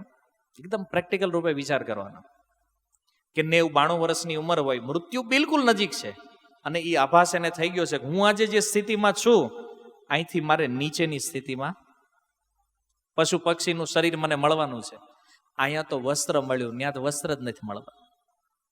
તો માણસ દુઃખી થાય કે નહીં? એટલે નથી છોડવા ચાહતો. પણ હવે ઈ છોડવા ચાહે કે ન ચાહે, પણ પ્રકૃતિ જે માતા છે એ તો છોડાવી દેશે કે ભાઈ આ તારા માટે પહેરવા યોગ્ય વસ્ત્ર હવે નથી, તને નવું આપું છું. ભલે મારી ક્ષમતા તને નવું લઈ દેવાની નથી. કેમ? કારણ કે તારા કર્મો એવા છે કે તને હું સારું કપડું આપી શકું એમ નથી, તને હું સારું શરીર આપી શકું એમ નથી, એટલે તારે શરીર તો આ જ લેવું પડે, અને લેવું પડે છે જબરદસ્ત. નહીતર કોઈ કૂતરા પાસે ચોઈસ હોત કે તાર કૂતરો બનવું છે કે માણાથી બને ખરો કૂતરો, વિચાર કરો, થાય નહીં, બાય ફોર્સ આપવામાં આવે છે, એટલે કષ્ટ થાય છે. પણ જે સમજદાર છે, જે આત્મજ્ઞાની છે, એને વસ્ત્ર બદલાય ને એટલે પ્રસન્નતા થાય. શું કામ? તો પેલું ફાટેલું નકામું જૂનું ગયું અને હવે નવું મળવાનું છે. એટલા માટે જો ભક્ત ભલે ભગવાનનું ધામ ન મળે તો પણ મૃત્યુ સમય ખુશ હોય, સુખી હોય. કેમ? કારણ કે જે સ્થિતિમાં છીએ ગેરંટી છે આનાથી તો બેટર જ મળવાનું છે. શું કામ દુઃખી થાય ભાઈ? શીલ પ્રભુપાદ કહે છે, હરે કૃષ્ણ મહામંત્રનો જે જપ કરે છે એના માટે એટલું તો નક્કી છે કે એનું ગમે એટલું પતન થાય, કમસે કમ સ્વર્ગથી તો નીચે નહીં જ આવે. સમજમાં આવ્યું? ઉચ્ચતર લોકમાં જવું, ભગવાનના ધામમાં જવી, એ તો આપણું ભજન કેટલું થાય એની ઉપર છે, પણ સ્વર્ગથી તો નીચે નહીં જ આવી, આ ગેરંટી છે. અને માની લો પૃથ્વી ઉપર આવ્યા તોય સારા શ્રીમંત અને સંસ્કારી પરિવારમાં જન્મ મળશે, કોઈ ટેન્શન જ નથી ભક્તિમાં. જો ભક્તિ પૂરી થઈ ગઈ તો ભગવાનનું ધામ, અને અધૂરી રહી ગઈ તો સારા ઘરમાં જન્મ. પ્રોબ્લેમ ક્યાં છે? અને જે ભજન નથી કરતા એમાં અત્યારે હાય હોય કરીને મરે અને મર્યા પછી પાછા નરકમાં હડે. પેલાય દુઃખ, રાત દિવસ ધન એકત્ર કરવા માટે જે ધંધા હાજર્યા છે તો એના માટે હાય હાય કરતા કરતા મરે, અને મર્યા પછી યા તો પશુ શરીરમાં જાય કે નરકને પ્રાપ્ત થશે. કયો રસ્તો ઉચિત છે? ભજન. તમે બધા એમાં જ એગ્રી થાવ કે ના ભક્તિ જ કરાય, આવું બધા લોકો માને, તમે નહીં. બારે 1 લાખ માળાને ઉભા રાખીને કેવી ને આ 2 ચોઈસ છે, કઈ બાજુ જાય તાકે ભજન જ કરાય, પણ કરે નહીં. આ ભક્તિ એવો વિષય છે, જિંદગી કે સાથ ભી જિંદગી કે બાદ ભી. LIC વાળા કે ને ઈ ખોટા છે, ગીતા હાચું કે છે. વીમો નો હારે આવે મર્યા પછી. ભજન, ભગવાનનું નામ જપો છો ને, બ્રહ્માંડમાં ક્યાંય પણ જન્મ થઈ જાય, આ ભક્તિ ક્યારેય તમારો સાથ છોડશે નહીં. અસલી ધન. ઘણા કે મર્યા પછી કાંઈ ન લઈ જાય, કોઈ આવડવું પડે, બધું જ લઈ જાય. આ ભગવાનનું નામ જે છે ને પરમ ધન છે. આનું બેલેન્સ એકત્ર કરો અને મૃત્યુ પછી જ્યાં જાશો ને આ બેલેન્સ હંમેશા હારે રહે. અસલી ઇન્વેસ્ટમેન્ટ આ છે, અને આપણે કાગળિયામાં ઇન્વેસ્ટ કરીએ. પ્રોબ્લેમ આયા છે. આ સમજ, આપણું મન આ વાતને સ્વીકારવા તૈયાર નથી. આજે અહીં પ્રવચનમાં બેઠે એટલે એમ થાય હા બધી આસક્તિ છોડીને બસ જે થાય એ કરીને ભગવાનનું ભજન કરવું છે. વળી પાછા ઘરે જાહે ને કાલથી ધંધે હતા નાન્યા પાછા. જો બિઝનેસ કરવો ગલત વસ્તુ નથી. પરિવાર છે આપણી પાસે, સમાજ છે, વ્યવહાર છે, ધંધો કરો, વ્યવહાર કરો, શાસ્ત્ર એની ક્યારેય ના પાડી જ નથી. અહીંયા સમજવાનો વિષય શું છે? એટેચમેન્ટ. ધનમાં, બિઝનેસમાં, પરિવારમાં જે આસક્તિ છે એને છોડવાની, આ શાસ્ત્ર કહે છે. હવે જે સમજ્યા નથી કે ધન છોડવાનું, ધંધો ન કરો ને તો જીવી ન હોય કાંઈ. આ શરીરને જીવતું રાખવું હોય ને તોય ધંધો કરવો જ પડે. એટલે એવું કોઈ તમને કહેતું હોય કે નાના શાસ્ત્રમાં કીધું ધંધો છોડી દો, આવું કાંઈ નથી. આગળ આવશે 3જા અધ્યાયમાં. સ્વધર્મનું પાલન તો હરેક વ્યક્તિએ કરવાનું જ છે. કેવલ આસક્તિ, ભાવને બદલવાનો છે, ક્રિયાથી કોઈ મતલબ નથી. તમે આ જગતમાં શું કરો છો એની હારે કોઈ જ મતલબ નથી. તમારી અંદર 1000 કરોડ કમાવાની જો આવડત હોય ને તો કમાવો, ભગવાનને એનાથી કોઈ વાંધો નથી, પ્રકૃતિને કોઈ પ્રોબ્લેમ નથી એનાથી. તમે કરોડપતિ થાવ, અરબપતિ થાવ, વાંધો છે એમાં એટેચમેન્ટ. કે 1000 કરોડ કમાઈને પછી વાપરવાના ક્યાં? તો કે ના ઈ જ મારા છે, કોઈને દવ નહીં. તો ભગવાન કે આને નરક ભેગો કરો. સંસારમાંથી તમે જે લ્યો છો એ વાપરવું કોના માટે પડશે? સંસાર માટે જ વાપરવું પડશે. 3જા અધ્યાયમાં આની ઓર વધારે વ્યાખ્યા ભગવાન સમજાવશે કે આ સંસારમાંથી જ પ્રત્યેક વસ્તુ આપણે લીધી છે, અને એટલા માટે જ્યારે આ સંસાર માટે જેને વાપરશો, અન્યત્ર લોકોના કલ્યાણ માટે એ ધન સંપત્તિનો ઉપયોગ કરશો તો તમે કર્મના બંધનથી મુક્ત રહેશો. કમાવ તમારી આવડત હોય એટલું, પણ એમાં આપણું કાંઈ નથી, અને પોતાના માટે કાંઈ યુઝ કરવાનું આ બીજાના માટે છે. આ ટેકનિક જેને ફાવી ગઈ, આ જગતમાં ગમે એ કર્મ કરે એને નહીં તો પાપ લાગે નહીં તો પુણ્ય. આવા જીવને કોઈ ડર નથી. કારણ કે એનું એટેચમેન્ટ ખતમ થઈ ગયું. પાપ પુણ્યનો કોઈ પ્રશ્ન જ નથી, એટલે એ મુક્ત થઈ ગયો છે. પણ આ પ્રોબ્લેમ કોને કરે છે? આસક્તિ. મારું ઘર છે, મારા પૈસા છે. અરે ભાઈ, તારું જન્મ ત્યારે લઈને આવ્યો તો કોઈ લઈને આ દુનિયામાં જે કાંઈ સંપત્તિ છે કોઈ લઈને આવ્યું છે? નથી આવ્યું. આપણે જન્મ્યા ને ત્યારે આ બધું અહીં હતી જ, આ પ્રોપર્ટી, જમીનો, આ બધું અહીં હતું. અને એમાંથી અમુક હિસ્સો આપણને આપવામાં આવ્યો કે આનો આટલાનો વહીવટ તમારે કરવાનો છે. આ તમારું પરિવાર, આ તમારી પ્રોપર્ટી કર્મ પ્રમાણે મળી ગઈ. બસ એનો વહીવટ કરીને આપણે નીકળી જવાનું. આપણે વહીવટ કરતા છીએ, માલિક નથી. અને આ ભાવથી જો કોઈ વ્યક્તિ આ જગતમાં કર્મ કરે, કોઈ કર્મ એને બાંધી ન હોય. જો શાસ્ત્રને બહુ સિસ્ટમેટિક સમજવાની જરૂર છે, કારણ કે એવી ભ્રાંતિઓ સમાજમાં ફેલાઈ ગઈ છે. એટલે ભજન કરે ને ધંધો ન કરાય. ક્યાંય લખ્યું શાસ્ત્રમાં એવું કઈ ના પાડી? આવું ધંધો, આ ઓલા અર્જુનને સંન્યાસી થાવું હતું. ભગવાનને કીધું પેલા અધ્યાયમાં, ભીખ માગી લઈશ, યુદ્ધ તો નહીં જ કરું. ભગવાન કે ભીખ નથી માગવી, છાનમાનો બાણ ઉપાડ અને યુદ્ધ કરે, આ જ તારું કામ છે કરવા. નહીતર અર્જુનને એમ ન કહી દે ભગવાન, ના ના બની જા ને સંન્યાસી, હું આ બધી માથાકૂટ કરવી જોઈએ કે તારે રાજ્ય લઈને શું કરવું તારે? નહીં. યુધિષ્ઠિરને રાજા બનાવવા માટે ભગવાને કેટલો પ્રયાસ કર્યો. જો સંસારમાં કોઈ ઊંચા પદને પ્રાપ્ત કરવું, ધનને પ્રાપ્ત કરવું કોઈ ખોટી વસ્તુ નથી, પણ એ બધી વસ્તુઓમાં એટેચમેન્ટ ન હોવું જોઈએ. એટેચમેન્ટ જો થયું તો ગયા. બહુ વિચારણીય મુદ્દો છે. આસક્તિ જે છે ને, એ જ બધા દુઃખ અને બધા પાપનું મૂળ છે. આસક્તિ ન હોય ને, કોઈ જીવ પાપ કરી જ ન હોય કે ક્યારે.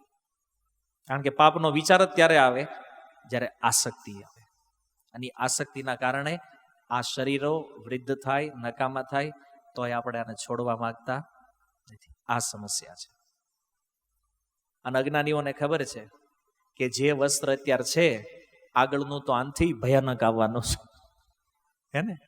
એટલે આ જૂના વસ્ત્રને પકડવા માંગે છે, બીજું કોઈ કારણ નથી. અને અંતિમ પોઈન્ટ, પશુ પક્ષીના વસ્ત્ર બેઢંગા છે. હવે આત્મજ્ઞાની હોય, સારો વ્યક્તિ હોય, નો ડાઉટ એને તો સારું વસ્ત્ર મળી જવાનું, સારું શરીર મળશે. પણ માની લો કોઈ 5 વર્ષનો બાળક હોય ને પપ્પાને ટી શર્ટ એને પહેરાઈ દે, તો એને પપ્પાને કુર્તો એને પહેરાઈ દો, 5 વર્ષનો હોય, એને કેવો લાગે? બસ આ પશુ પક્ષીઓના વસ્ત્રો જે છે એવા છે, જેમાં વ્યક્તિનું પૂર્ણ સ્વરૂપ દેખાતું નથી. જો આત્મા પશુઓના શરીરમાં છે, પણ ન્યાયનું અવલોકન, એનાલિસિસ બરાબર ન થઈ શકે. શું કામ? કારણ કે અભ્યાસ જ ન કરી શકીએ આપણે, એનું સ્વરૂપ જ બરાબર નહીં દેખાય એમાં. અને માની લો એનો કંઈક આત્મા સાક્ષાત્કાર હોય, તેથી પશુ વ્યક્ત કેવી રીતે કરે? મના હું આત્મા છું, હું કૂતરો નથી. કે કોઈથી કૂતરાને ખબર પડે? થવાનું જ નથી. તો ગમે ત્યારે તમે પશુઓને જોવો તો તમારું પહેલું ધ્યાન ક્યાં જાય? સિમ્પલ. એ 5 વર્ષનો બાળક જેના પપ્પાને કપડાં પહેરીને આવ્યો હોય, તમારું ધ્યાન બાળક ઉપર જાય, કપડા ઉપર જાય? પેલા આ એના બાપાનો પહેરીને આવ્યો લાગે છે. વસ્ત્ર પેલા દેખાય, વ્યક્તિ નહીં દેખાય. પેલા અસલી વ્યક્તિથી ધ્યાન હટી જાય. અને એટલા માટે કદાચ સમાજની અંદર એવા સંપ્રદાયો અને એવા મત પ્રચલિત છે કે પશુઓમાં જીવ હોતો નથી. ઘણા લોકો એવું માને છે પશુઓમાં આત્મા નથી, એટલે તો મારીને ખાઈ જાય છે. કારણ કે નથી, આત્માનું દર્શન નથી થઈ શકતું એમાં. ઠીક. અને એ વસ્ત્ર બેઢંગું વસ્ત્ર છે, એટલા માટે આપણે વાસ્તવિક વ્યક્તિને જોઈ નથી શકતા. શરીર જે છે ને, એ આત્માનો ઓરિજિનલ ડ્રેસ નથી. આ 84 લાખ શરીરો જે છે ને, આપણા ઓરિજિનલ ડ્રેસ નથી. ભગવાને આપણા માટે ઓરિજિનલ ડ્રેસ રાખ્યા. આપણા બધાના ઓરિજિનલ ડ્રેસ ક્યાં છે ખબર છે? ભગવાનના ધામમાં છે. હરેક વ્યક્તિનું આધ્યાત્મિક શરીર ભગવાનના ધામની અંદર છે. જેવા ધામમાં એન્ટર થશું ને, ઓરિજિનલ કપડું મળશે. નહીં કેવું છે ખબર? નહીં કોઈ દી ફાટે, નહીં કોઈ દી એમાં ક્યારેય જૂનું થાય, કે નો એમાં કોઈ દી મેલ લાગે. આમાં જે લક્ષણો છે ને, એમાંથી એકેય લક્ષણ એ શરીરમાં નહીં હોય. ચિન્મય, જન્મ મૃત્યુ જરા વ્યાધિથી પરે એવું દિવ્ય શરીર ભગવાનના ધામમાં દરેક જીવાત્માઓ માટે રેડી છે. બસ આપણે ત્યાં જવાની વાર છે ખાલી. અને એકવાર એ કપડું મળી ગયું પછી ક્યારેય કપડું બદલવું પડશે નહીં. સનાતન હંમેશા માટે. તો આ બધા ઉદાહરણો જે છે એના પરથી આપણે સાર એ સમજી શકીએ છીએ કે અસ્થાયી હોવા છતાં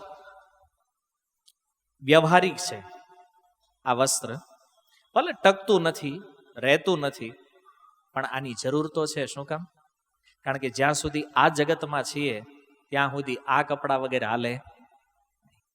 ભૌતિક જગતમાં છે ત્યાં સુધી આ જ વસ્ત્ર લેવું પડશે. શરીર માટે જરૂરી છે જ્યાં સુધી શરીર છે. વસ્ત્ર ત્યાં સુધી જો ને જ્યાં સુધી કપડું હોય, પછી છેલ્લે તો બધા કપડાં કાઢીને જવા દે. એમ આત્મા માટે શરીર જરૂરી છે. કેવી રીતે? આ શરીરનો ઉપયોગ કરીને જ આપણે ભગવાનનું ભજન કરીએ. ભગવાનના ધામમાં તો જવું છે, પણ ધામમાં જવા માટે જે સાધન કરવાનું છે એ આત્મા નહીં કરે. આત્માને એ ભક્તિ કરવા માટે પણ એક શરીરની જરૂર છે. એટલે આ શરીર કામનું હાવ નાખી દેવું નથી. આમ તો આ શરીરની બધી નિંદા છે શાસ્ત્રોમાં, પણ આનો એક સૌથી મોટો ઉપયોગ શું છે ખબર? આ શરીરમાં જો યદી ભજન કરીએ ને તો આપણે ઓરિજિનલ વસ્ત્ર સુધી પહોંચી જાય. ભગવાનના ધામ સુધી પહોંચવા માટે આ શરીર જરૂરી છે.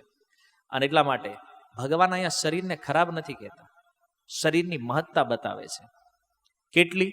તો કે જેટલું જરૂર છે એટલી. આ શરીર ભોગ ભોગવવા માટે નથી, ભજન કરવા માટે છે. આ એનો સૌથી શ્રેષ્ઠ ઉપયોગ છે. અને આપણે આપણું ધ્યાન શરીર ઉપર કેન્દ્રિત નહીં કરતા, શરીરની સુખ સુવિધાઓ ઉપર કેન્દ્રિત નહીં કરતા, આત્મા ઉપર કેન્દ્રિત કરવું જોઈએ. આ ભગવાન અર્જુનને સમજાવવા માંગે કે અર્જુન, તું જે જોઈ રહ્યો છો ને એ શરીરોને જોઈને તને ડર લાગી રહ્યો છે કે આ મરશે, પણ રિયાલિટી શું છે? એની અંદર રહેલો આત્મા. અને આત્મા શું છે? તો બોલે એના લક્ષણ મેં તને પહેલા બતાવી દીધા છે. એટલા માટે તું શરીર ઉપર, વસ્ત્ર ઉપર ફોકસ નહીં કર, વ્યક્તિ ઉપર ફોકસ કર. અને આ રીતે વસ્ત્રના ઉદાહરણ દ્વારા ભગવાને સમજાવ્યું કે વસ્ત્ર કરતા વ્યક્તિ વધારે મહત્વપૂર્ણ છે. હરે કૃષ્ણ. શીલ પ્રભુપાદ કી. નિતાઈ ગૌર પ્રેમાનંદે.